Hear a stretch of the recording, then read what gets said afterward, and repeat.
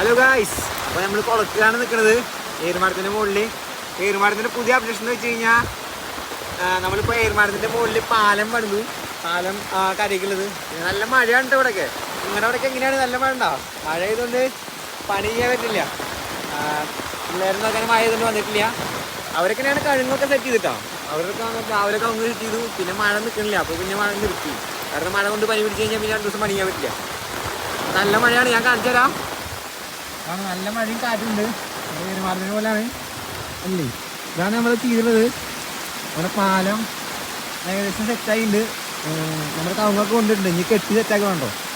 പിന്നെ ഏറുമാടം നമ്മുടെ ഇപ്പോൾ ഫുള്ള് വെള്ളത്തിൽ മുങ്ങിയിട്ടോ അല്ലേ?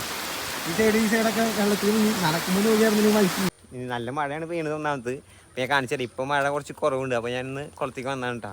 അപ്പോൾ കാണിച്ചു തരാം. ഇതാണ് നമ്മുടെ ഏറുമാടത്തിൻ്റെ ഇപ്പോഴത്തെ അവസ്ഥ കേട്ടോ. വെള്ളം നന്നായി മൂടി. അത്യാവശ്യം വെള്ളമുണ്ട്.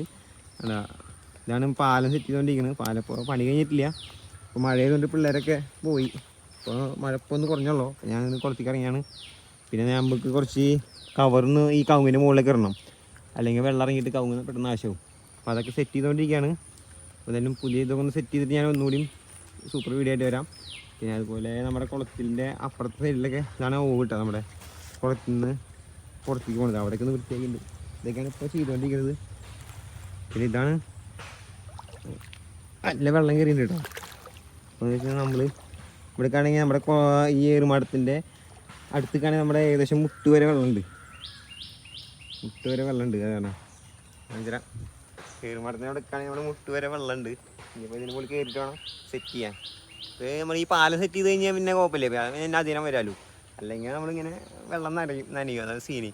എന്തായാലും നമുക്ക് അടുത്ത വീഡിയോയിൽ കാണാം. ബൈ.